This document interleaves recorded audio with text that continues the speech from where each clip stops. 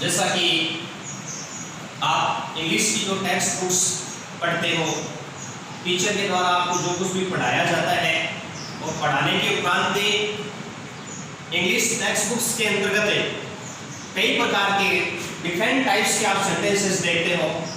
Lengthy sentences होते हैं और उन सेंटेंसेस के अंदर कई जगह सिंपल क्लोज होता है, सिंपल सेंटेंस होता है, कुछ कंपाउंड सेंटेंस होते हैं और कुछ कॉम्प्लेक्स सेंटेंस होते हैं। तो उन सब सेंटेंसेस को अंडरस्टैंड करना कि अमुक सेंटेंस में कौन सा जो पार्ट है वो क्या फंक्शन कर रहा है, इसके बारे में अपन को पता नहीं चलता है। तो इसके लिए क्या होता है, इनके बारे में जो नॉलेज है वो अपन को अचीव करना कंपल्सरी होता है। इसके लिए इन सब का जो नॉलेज है वो अचीव करने के लिए और एक आपके जो टॉपिक लगता है जो 9th 10th और 11th and 12th क्लास के अंतर्गत लगता है, जिसका नाम है क्लोज। क्लोज अपने आप में बड़ा ही स्टैंडर्डाइज टॉपिक है और क्लोज का जब टॉपिक अपने अच्छी तरीके से इसका जो कॉन्सेप्ट जब क्लियर हो जाता है तो वास्तव में ही हम लेंथी से लेंथी सेंटेंसेस को इजी वे में पहचान सकते हैं। उसमें कौन सा वर्ड क्या फंक्शन कर रहा होता है इसके बारे में अपन को नॉलेज है वो मिल जाता है। और चाहे सिंपल सेंटेंसेस हो, चाहे कंपाउंड सेंटेंसेस हो, चाहे कॉम्प्लेक्स सेंटेंसेस हो, जिसके अंतर्गत जो भी कुछ क्लोजेज होते हैं उस पेपर को देख के उसकी पहचान का पता चल जाता है। उसकी जो कैरेक्टरिस्टिक्स होती हैं वो अपन को जब पता होती है तो सेंटेंस का अपन को नॉलेज प्राप्त हो जाता है। तो ये सब कुछ इन सब के बारे में जानकारी हासिल करने के लिए और अपन एक जो टॉपिक है वो पढ़ते हैं क्लोज। ये जो कॉन्सेप्ट होता है बड़ा ही इंटरेस्टिंग है और एक बार जैसे इसको इंटरेस्टेड होकर के अपन पढ़ते हैं तो इसके बारे में आपको जानकारी डेफिनेटली मिल जाती है। क्लोज क्या होता है, CLAUSE, इसको हिंदी में वाक्य कहते हैं। वाक्य का क्या होता है, वाक्य का एक ये टुकड़ा होता है, एक बड़े से बड़ा लेंथी से लेंथी जो सेंटेंस होता है उस सेंटेंस के अंदर ये जो क्लोज है ये देखने के लिए मिलता है। अब इसमें अपन इसको एलैबोरेट करके अपन देखते हैं। तो ये क्लोज का मीनिंग होता है ग्रुप ऑफ वर्ड्स, तो शब्दों का समूह है। ग्रुप ऑफ वर्ड्स ये क्या होता है, जब ये मीनिंगफुल सेंस जनरेट करता है, जब ये मीनिंगफुल सेंस जनरेट करता है और अपना इस प्रकार का एक फॉर्मेशन तैयार करता है जो एक इस प्रकार की जो सिग्निफिकेंसेस होती है जिसके अंतर्गत एक स्टेप होता है।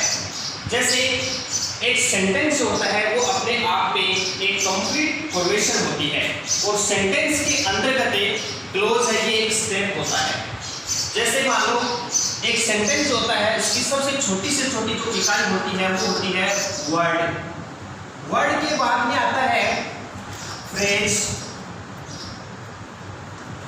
फ्रेज के बाद पढ़ा जाता है क्लोज और क्लोज के बाद में आता है सेंटेंस। इस प्रकार का एक सीक्वेंस चलता है। अब इन सब सीक्वेंसेस के अंतर्गत क्लोज जो है ये अपन आज पढ़ने जा रहे हैं।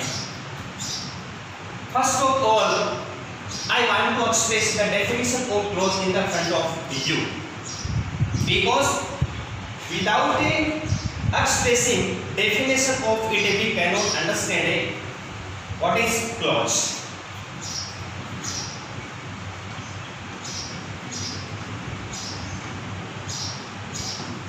हम पढ़ने जा रहे हैं क्लोज की definition.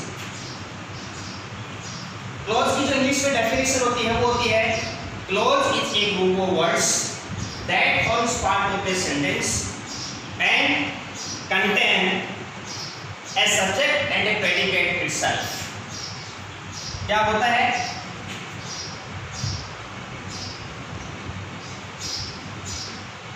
clause is a group of words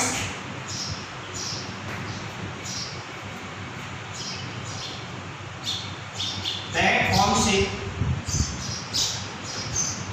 part part of a sentence and contains a subject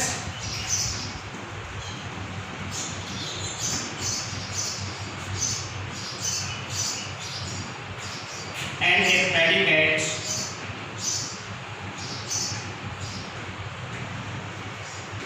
itself। ये इसकी डेफिनेशन होती है, ये इसकी परिभाषा होती है। इसके नीचे मैं कुछ सेंटेंसेस राइट डाउन करूंगा।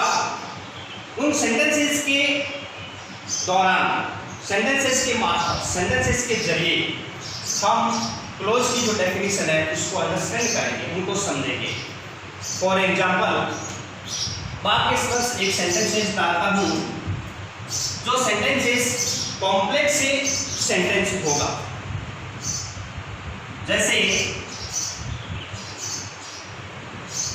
I do not know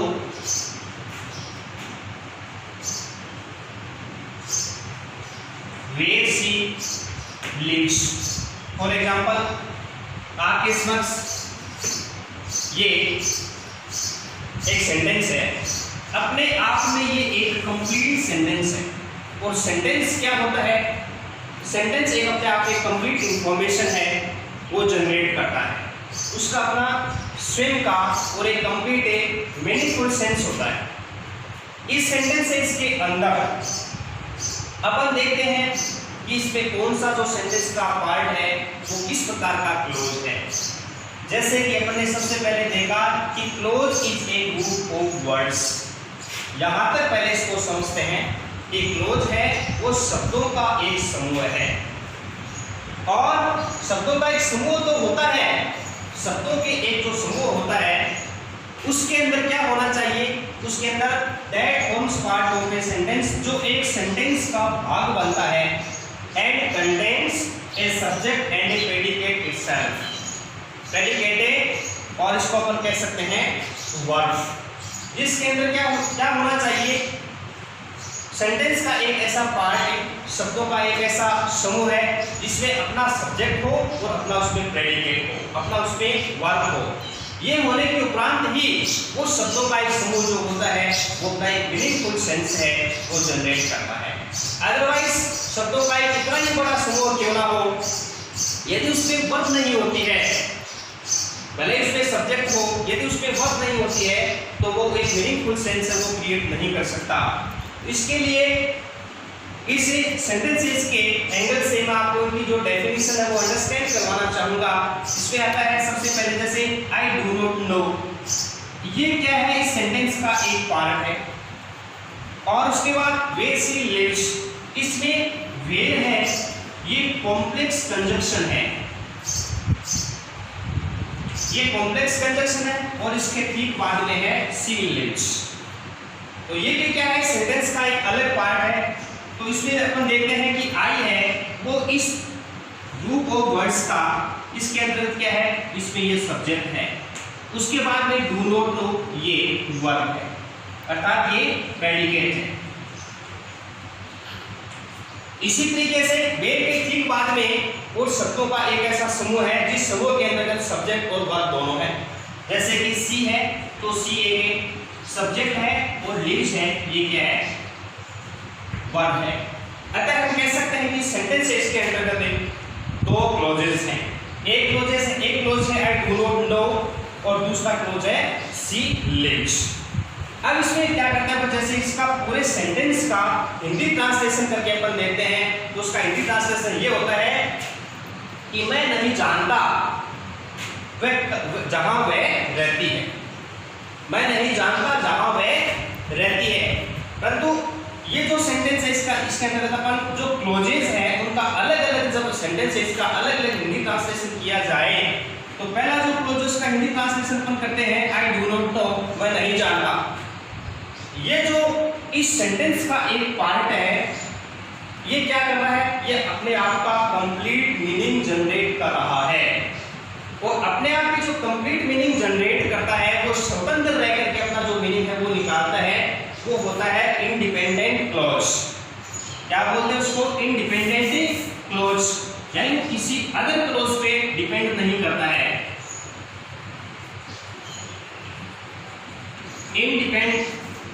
independent clause. और दूसरा क्या है, जो वेर कॉम्प्लेक्स कंजक्शन से जुड़ करके आगे क्लोज आया हुआ है, वेर सी लिव्स, इसका अपन जैसे अलग हिंदी ट्रांसलेशन करते हैं तो ये क्या नहीं कर रहा है, ये अपना कंप्लीट यानी जो अपने आप में क्या है कि मीनिंगफुल जो सेंस है वो जनरेट नहीं कर रहा है। जहां वह रहती है इसका अलग से ट्रांसलेशन किया जाता है, जहां वह रहती है।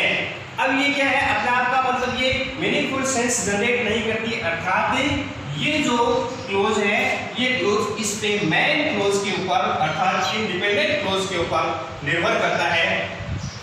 इसलिए इस प्रकार का जो क्लोज होता है उसको बोलते हैं डिपेंडेंट क्लोज, उसको बोलते हैं डिपेंडेंट क्लोज, अर्थात इसको सबऑर्डिनेट क्लोज भी बोला जाता है।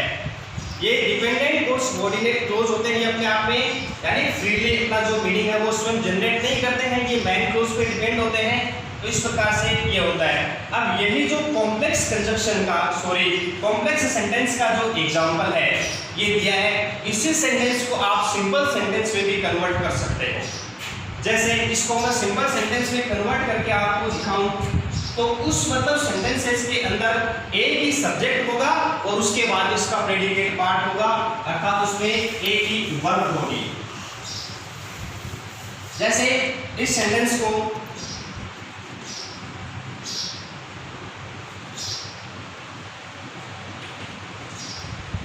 I do not know where she lives, ये कॉम्प्लेक्स कंजंक्शन है, ये कॉम्प्लेक्स सेंटेंस है। इसको सिंपल सेंटेंस में कन्वर्ट करना चाहते हैं तो ये हो जाता है I do not know her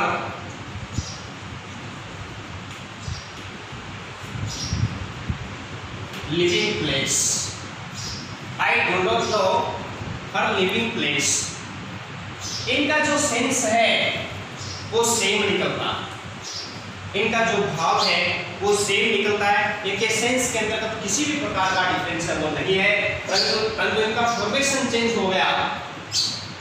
पहले वाला जो सेंटेंस लिख रखा है ये कॉम्प्लेक्स सेंटेंस का एक एग्जांपल है, और जस्ट इसके नीचे जो सेंटेंस लिखा हुआ है वो एक सिंपल सेंटेंस का एग्जांपल है।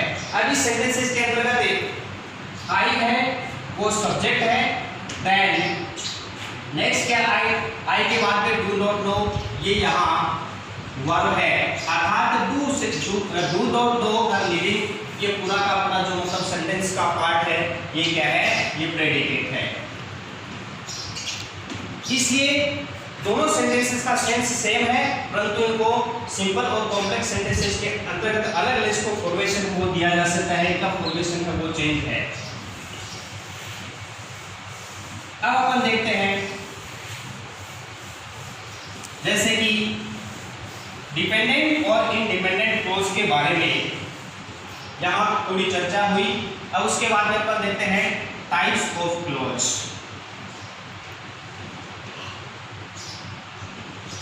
टाइप्स ऑफ क्लोज, क्लोज दो टाइप्स के होते हैं, एक होता है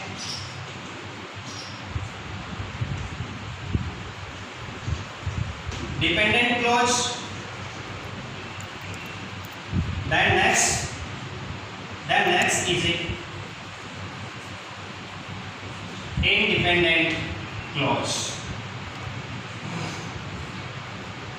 डिपेंडेंट क्लोज क्या होता है, it expresses his own meaning without depending on other clauses।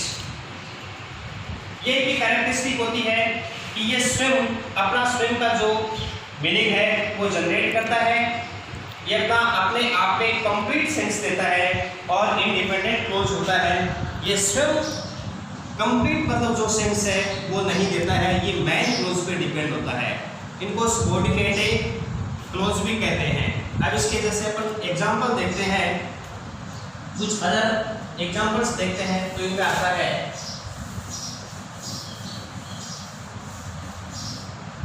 जैसे डिपेंडेंट क्लोज के मान लो, जैसे कोई एग्जांपल होता है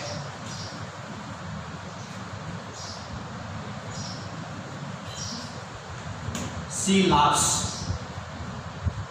आगे कोई एग्जांपल होता है जैसे मान लो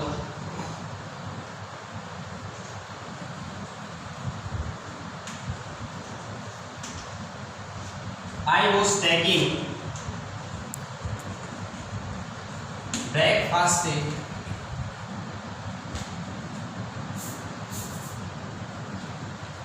when he called me।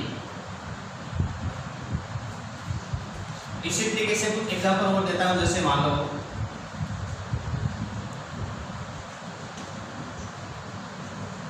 Suresh had been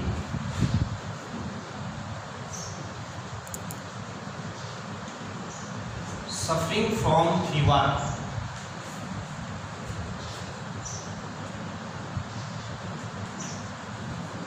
since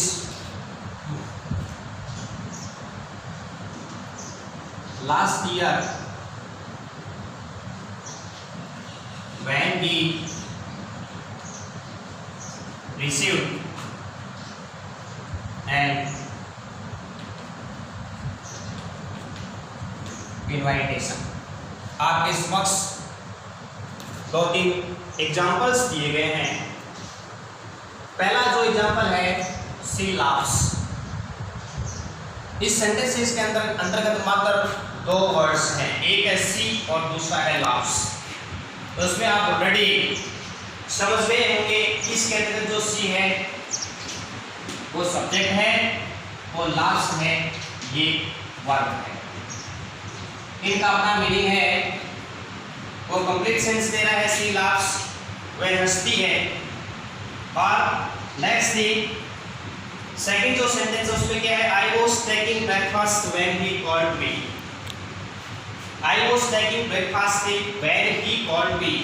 इस सेंटेंस को अपन देखते हैं, ये पूरा एक सेंटेंस है, यहाँ से लेकर के यहाँ तक एक पूरा सेंटेंस है। अब इस सेंटेंस के अपन अंतर्गत देखते हैं कि क्या ये अपने आप में सिंपल सेंटेंस है या ये कंपाउंड है या ये कॉम्प्लेक्स सेंटेंस है।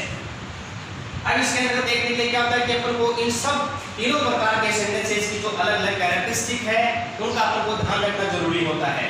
एक सिंपल सेंटेंस में क्या होता है, जैसे कि पहला एग्जांपल है सी लाव्स।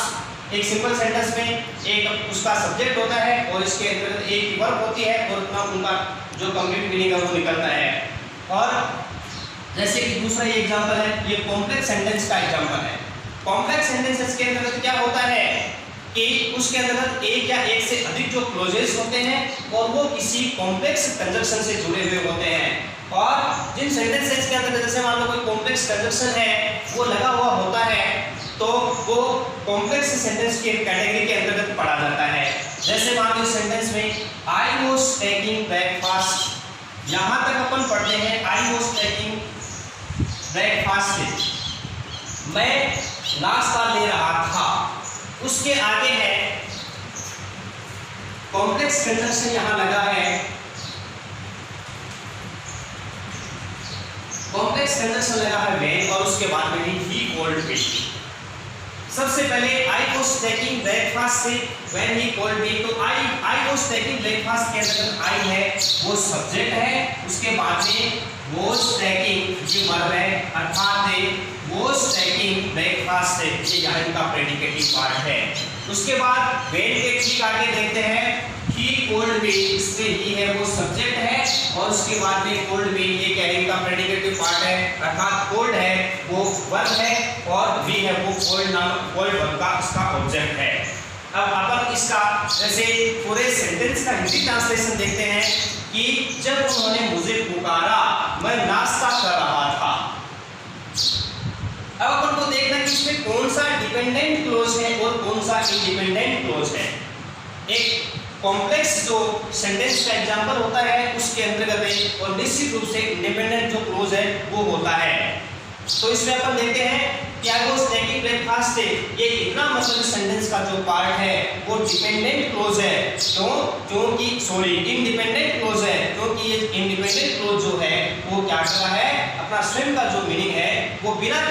दूसरे पर आश्रित हुए खुद जनरेट कर रहा है।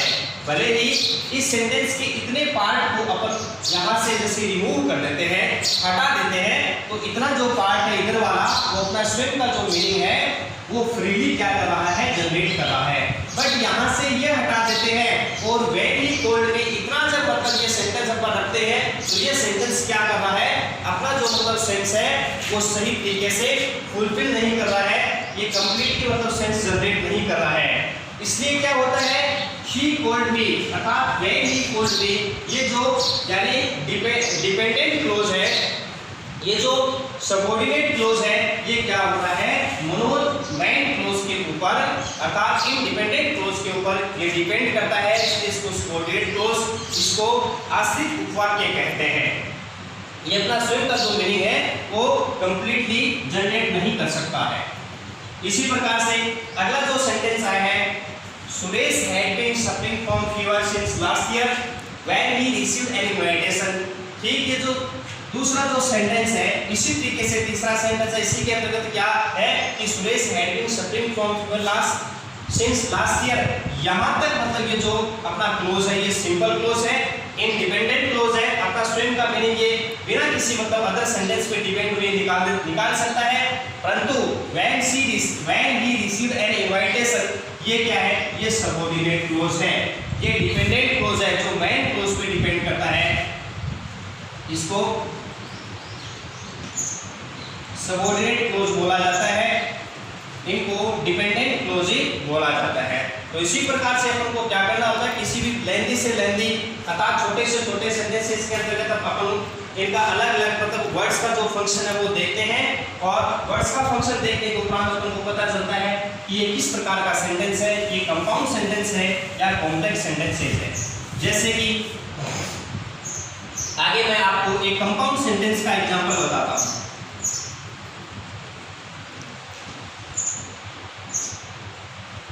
कंपाउंड सेंटेंसेस की कैरेक्टरिस्टिक ये होती है कि एक कंपाउंड सेंटेंस के अंदर one and more than one, एक या एक से अधिक सेंटेंसेस होते हैं और वो कंपाउंड कंजक्शन से जुड़े हुए होते हैं, और वो अपना जो मीनिंग है वो इंडिपेंडेंटली यानी फ्रीली कोई मीनिंगफुल सेंस है वो जनरेट करते हैं। जैसे कोई sentence,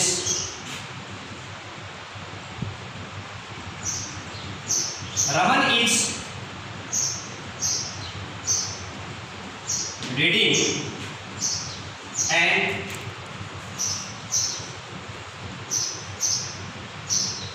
Rahul is sleeping. Sorry, Rahul is writing. आपके समक्ष जैसे कि ये कंपाउंड सेंटेंस का एक एग्जांपल है, Raman is reading and Rahul is writing. इसके अंदर रमन इज रीडिंग ये अपने आप में एक क्लोज है, राहुल इज राइटिंग ये अपने आप में एक क्लोज है। अब इस पेपर देखते हैं, ये जो दोनों क्लोजेस हैं ये एंड से जुड़े हुए हैं, और एंड क्या है, ये कंपाउंड कंजक्शन है। दोनों तरफ जो क्लोजेस हैं वो अपना स्वयं का जो मीनिंग है वो इंडिपेंडेंटली निकाल रहे हैं, कोई भी क्लोज किसी अन्य क्लोज के ऊपर डिपेंड नहीं है। और इसके अंदर जैसे रमन है तो रमन इस क्लोज का सब्जेक्ट है, इस रीडिंग इसके अंतर्गत एक वर्ब है यानी इसका प्रेडिकेटिव पार्ट है। उसके बाद में एंड कंपाउंड कंजक्शन के बाद में राहुल इज राइटिंग, तो राहुल इसका सब्जेक्ट है और उसके बाद में इज राइटिंग है, ये क्या है, इसका वर्ब है। तो ये कंपाउंड सेंटेंसेस का एक एग्जांपल है। ठीक इसी तरीके से कंपाउंड सेंटेंसेस का कोई अगर मैं एग्जांपल बताना चाहूँ तो आप देख सकते हो, जैसे कि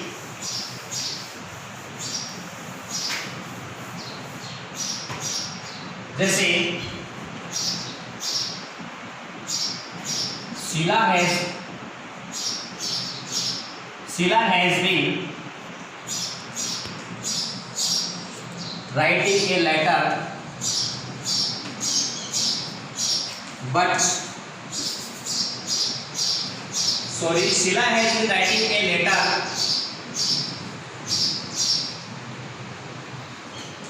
for 15 minutes. but she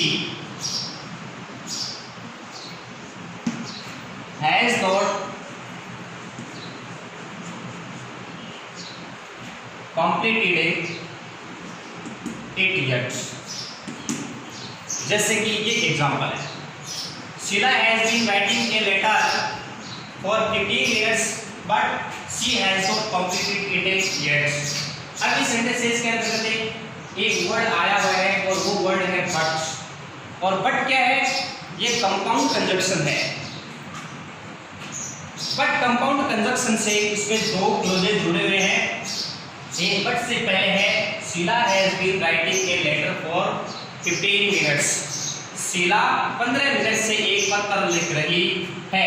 अब इसमें शीला है, ये सब्जेक्ट है, और उसके बाद में has been writing a letter for 15 minutes, ये इसका क्या है? प्रेडिकेट है। अर्थात हैज बीन राइटिंग इसके अंतर्गत वर्ब है। उसके बाद में आ गया बट, जो कंपाउंड कंजंक्शन है। उसके बाद में है she has not completed it yet. अब ये जो यहाँ क्लोज है, ये अपना क्या कर रहा है? स्विम का जो मीनिंग है वो जनरेट कर रहा है। सी यहाँ इसका सब्जेक्ट है, उसके बाद में हैज नॉट कंप्लीटेड इट, ये इसका प्रेडिकेट पार्ट है। ये दोनों जो क्लोजेज हैं वो अपना जो मीनिंग है वो कंप्लीटली एक दूसरे पे बिना मतलब डिपेंड किए हुए जनरेट कर रहे हैं। तो आज के मतलब पीरियड के अंदर अपन यानी क्लोज के बारे में ये जो डेफिनेशन है वो अपने 3-4 ये जो 2-3 प्रकार के जो सेंटेंसेस होते हैं इनके माध्यम से अपने अंडरस्टैंड करने का जो प्रयास है वो किया है। नेक्स्ट कल इनके बारे में अपन आगे बढ़ेंगे। तो आज के लिए बस इतना ही। A lot of thanks to all the students. Good bye.